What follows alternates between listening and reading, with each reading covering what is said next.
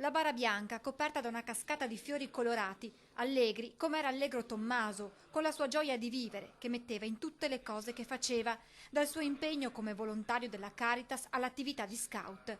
Qualità uniche, spesso difficili da trovare in un ragazzo così giovane e ricordate anche oggi, nel giorno dell'addio dagli amici, che faticano ancora a credere che lui non ci sia più.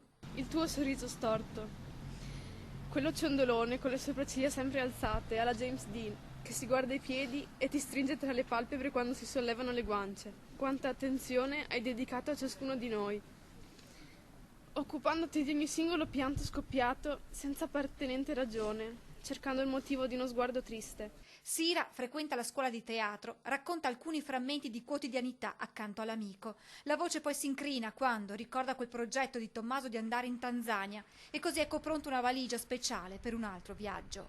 Con i nostri sguardi che hanno il tuo volto stampato in faccia, che ora sanno quanto sia importante mettersi in gioco, con una fame di vita insaziabile, dire sempre quello che senti ad una persona, con la consapevolezza che non ci mollerai mai e che sarai con noi ad aiutarci davanti alle difficoltà.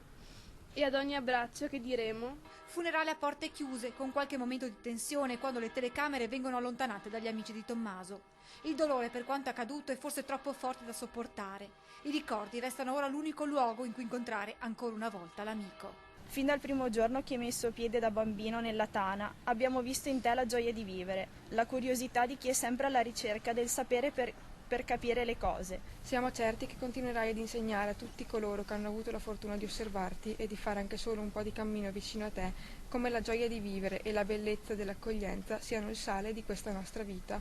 Buona strada, Mastaghi Petroso.